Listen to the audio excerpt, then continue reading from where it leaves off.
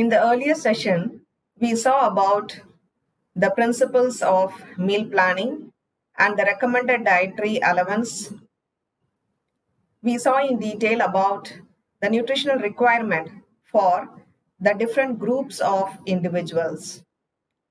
We also saw about the meal pattern. In this session, we shall see in detail about the various aspects that are required for planning a successful meal, which involves the essentials of meal planning. The major objective of planning meal is to achieve nutritional adequacy. Now we understand that the nutritional requirement for different groups of individuals, they vary based upon their age, activity and sex, along with consideration of other factors such as food cost and economy, food habits, preferences, acceptability of the prepared food and other factors. Nutritional adequacy. The planned diet should meet the nutritional needs of the individual and the family as a whole. No single food can meet all the nutritional requirements because we know that the food is grouped into different types based upon the presence of nutrients. Therefore, to achieve a balance of nutrients, a combination of different food need to be included in the diet.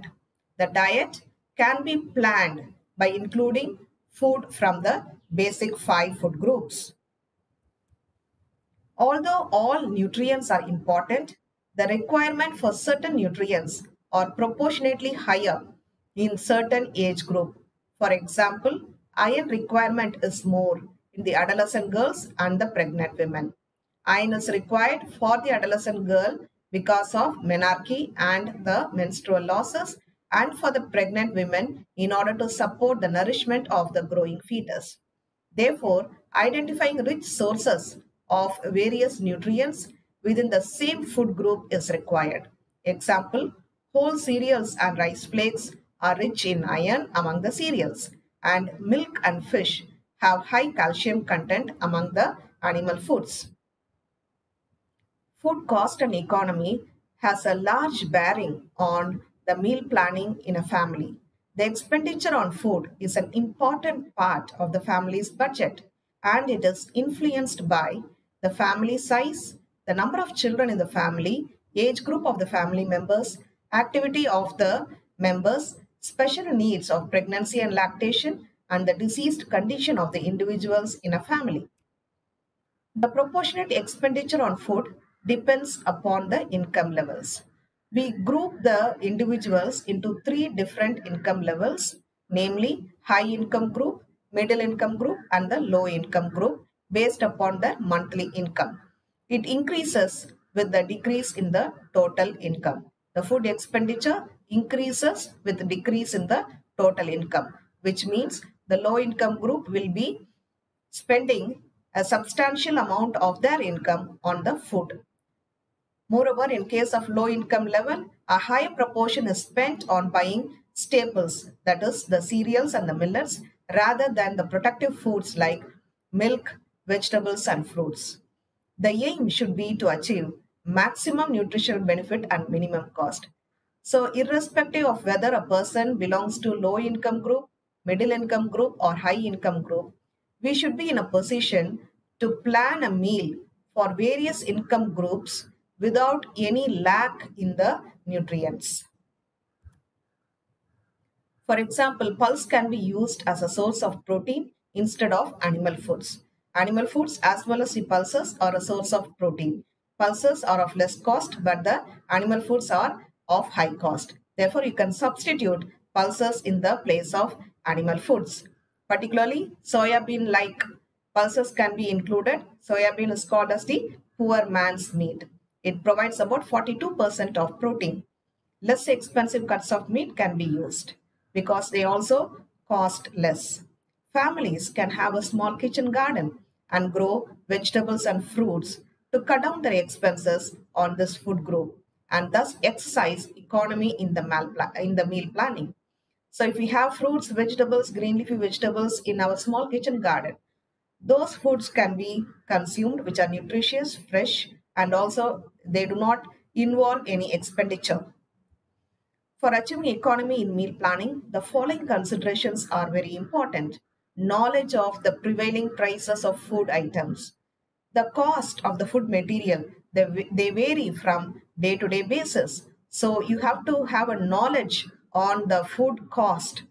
For example, the cost of onions may be 100 rupees a kg in a particular season, and it may cost 10 rupees a kg in a particular season. So, based upon the price fluctuations, the type of food should be incorporated in the meal planning. We cannot afford to have onion pickle or an onion chutney when it costs rupees 100 per kg. Knowledge of proportion of edible portion of different food stuff also is very important.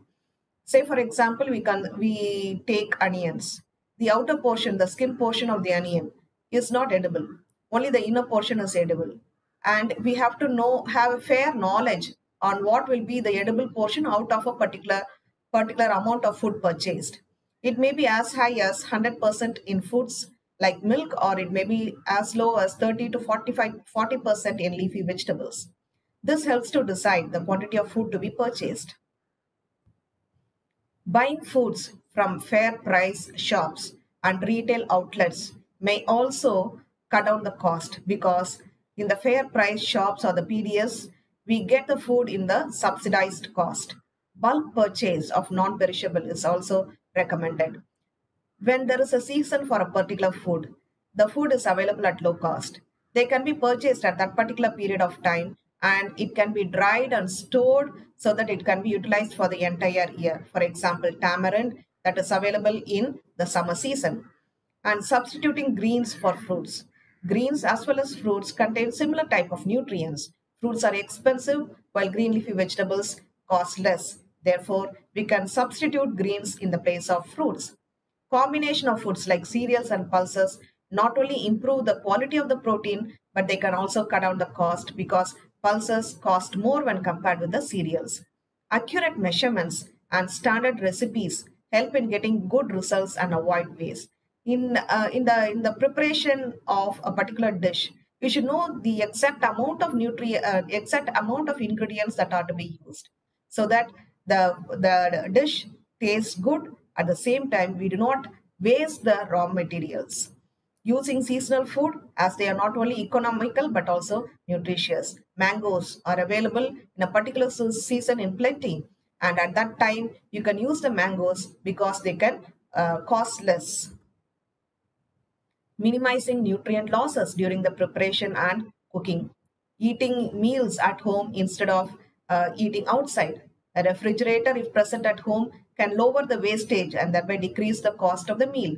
Making proper usage of the leftovers and the commonly discarded foods. For example, green leafy vegetables.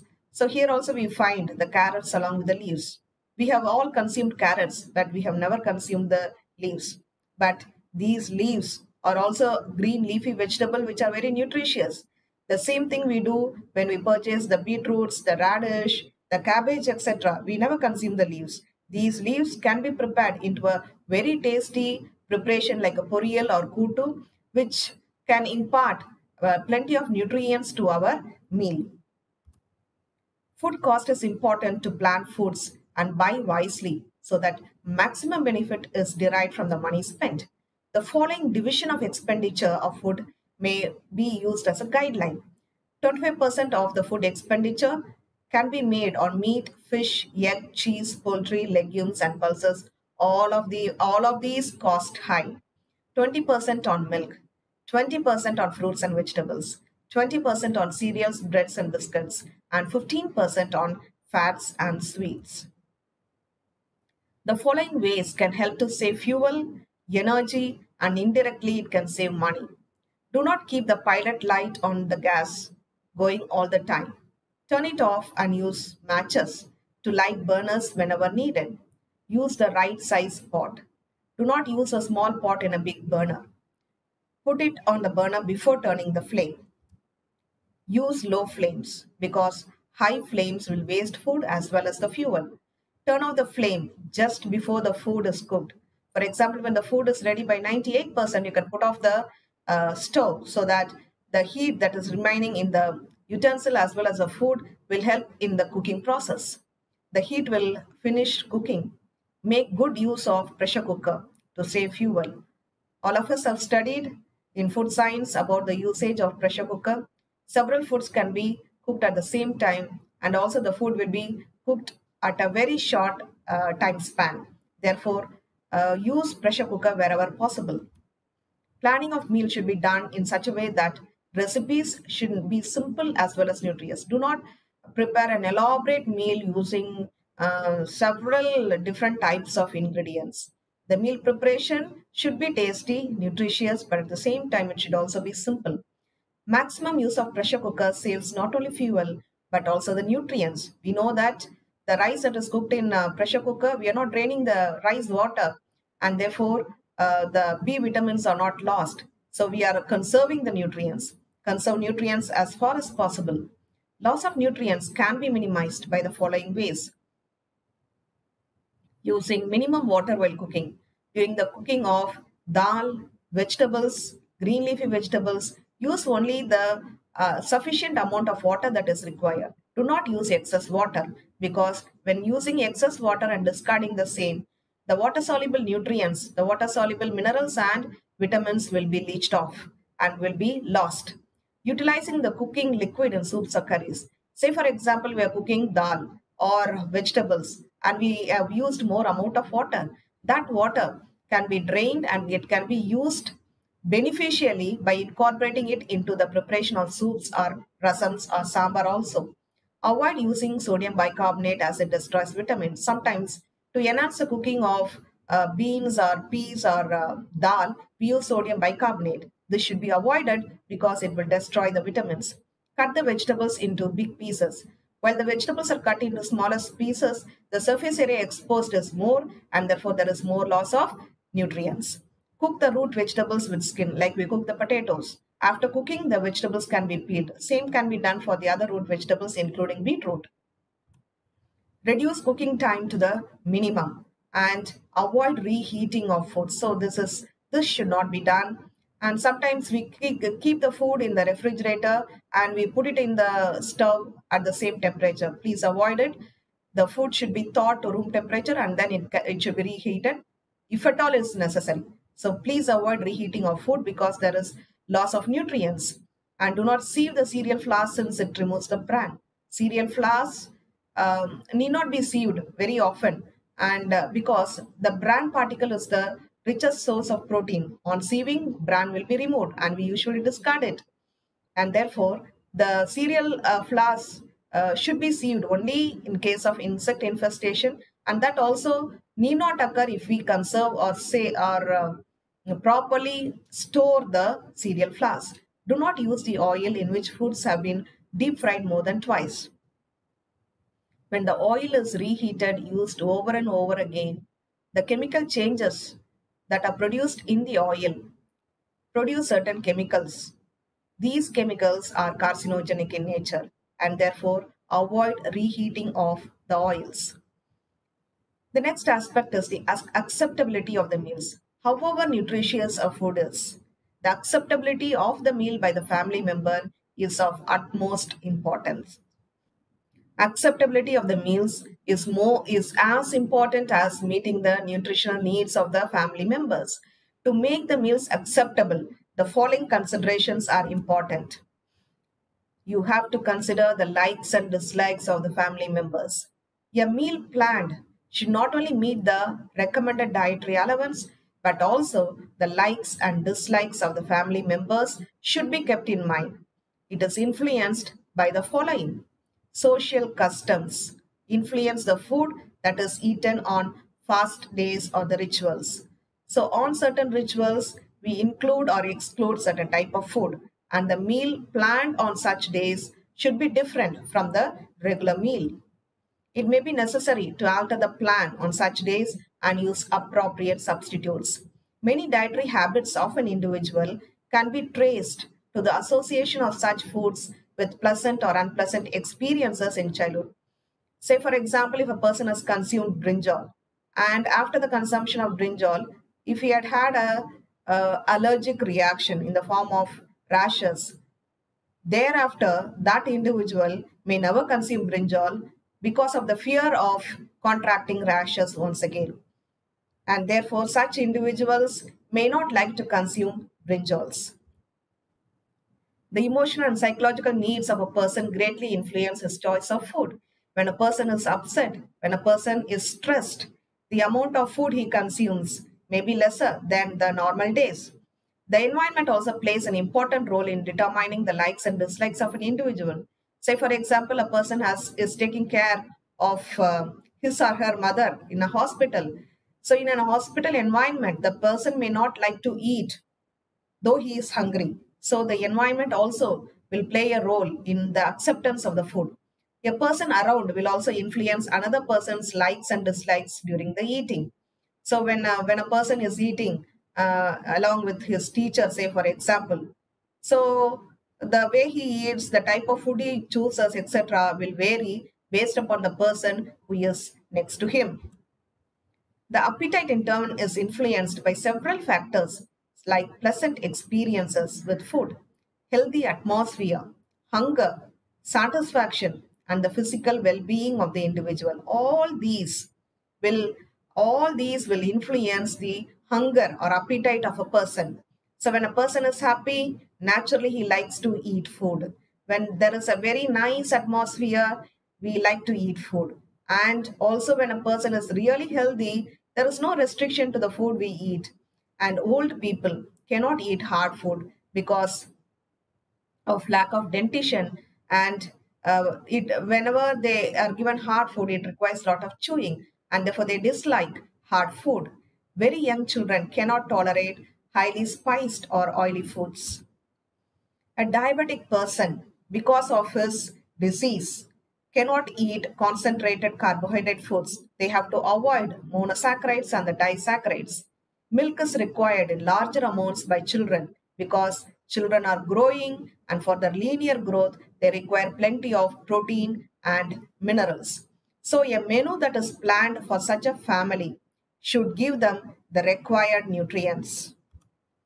Variety is a very important aspect in meal planning. It is one of the important factors to be considered during menu planning. The meal should have variety in color, texture, taste, flavor for better acceptability. Variety can be achieved by selecting food from each food group. So when we select vegetables, different type of vegetables, though we consume sambar every day, while we incorporate different type of vegetables, it is not monotonous to us. Color is another important aspect. The meal should be attractive and appealing. Avoid a menu of all white or neutral colored foods. For example, idlis and coconut chutney may not look very attractive, but idli and tomato chutney may look attractive because of the color variation. Include a variety of vegetables to add color. Texture. Use contrasting textures such as a soft food and a crisp food. So sambar rice with puppet looks interesting. Flavor. Both types of flavor, bland and spicy, should be well blended. For example, vegetable biryani and onion raita. Onion raita is bland and biryani is very spicy, and therefore they go well. Shapes. Different shapes in a dish make it more attractive. The vegetables that are added to the dish can be cut into different sizes and shapes, and that itself can produce variety in the meal. Avoid repeating the same food in different meal as well as the same meal in a different form. Say, for example, eating idli as breakfast and carrying idli for lunch is very boring. And eating idli in the morning and preparing the idli in the form of upma in a different form also is boring. Use different methods of cooking such as baking, boiling, frying to bring variety in the texture. Use alternative garnishes and also accompaniments. Satiety value of a meal is very important because this satiety gives the satisfaction of eating or fulfilling the hunger of a person. Meal should be planned in such a way that The interval between the meal is also considered. Fat and proteins have a higher satiety value than carbohydrates. When we consume puris, for example, we don't feel hungry for a longer time. That is because the fat takes a longer time for digestion. Similarly, protein-rich foods also have a high satiety value. Inclusion of raw vegetables in the form of salads or raita would be attractive, and since they have more amount of fiber, give high satiety value. A new dish can be prepared once a week in order to avoid monotony. Dishes can be prepared from other regions of India and also from foreign countries to provide variety. Food habits and religious belief is another aspect. Religious and socio-cultural beliefs influence the choice of food. Certain foods are prohibited by certain religions. Consumption of pork, consumption of beef. Also, the socio-cultural factors either promote or prohibit the intake of particular foods in different families and communities. As far as possible, seasonal and locally available food should be used. Vegetables and fruits in season are not only cheap but have the highest nutrient content and they have the best flavor. Food fads. Food fads, or food beliefs. Wrong notions and beliefs regarding consumption of food is prevalent in different communities, many of which are baseless and may deprive an important nutrient source. Right? So there are the food fads like hot foods, cold foods, bile producing foods, abortive foods, and the foods that produce allergies.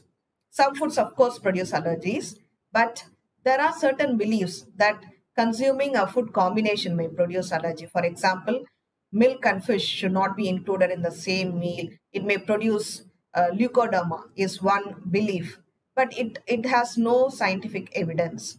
These food fads need to be discouraged. Portion sizes. While planning and preparing a meal, it must be ensured that the quantity prepared be easily consumed by the person of the given age, sex, and activity, which means the quantity. The quantity of food consumed by a child and the quantity of food consumed by an adult varies. The child consumes less amount of food and an adult consumes more amount of food. At the same time, the quantity must meet the nutritional needs. These quantities are preferred as one serving portion or portion size. The balanced diets are given as multiple of these portion sizes. Here we find the standard portion sizes. The portion size for millet is 30 grams, pulses 30 grams, egg 50 grams, meat 50 grams, milk 100 grams, roots and tuber 100 grams, green leafy vegetable 100 grams is one serving, other vegetable 100 grams, fruit 100 grams, one serving of sugar is equal to 5 grams and fat is 5 grams. And you can multiply these portions or servings for each individual age group. The steps involved in meal planning. The following steps may be adopted in meal planning. First, you should know the recommended dietary allowance. To plan a balanced diet, the first step is to know the recommended dietary allowance for the different age group. The second is you should prepare a food list. The next step is to prepare a food list, that is a list of quantity of various food groups to be included in the diet so that it is balanced and can meet the RDA. This can be done by selecting food from all the 5 food groups, deciding the quantities of the selected foods as multiples of portion sizes. And here is the balanced diet for the adults. So we can see that an adult requires about 14 portions of cereals and millets, and one serving is equivalent to 30 grams. Similarly, they require one serving of green leafy vegetable equivalent to 100 grams, one serving of fruit equivalent to 100 grams, and 5 serving of sugar equivalent to 25 grams. The third step is planning the menu. The foods that are listed are converted into recipes and distributed in various meals like the breakfast, lunch, and dinner. In this session, we saw the various steps involved in the meal planning, the essentials of meal planning, and also the steps that are involved in meal planning. Thank you.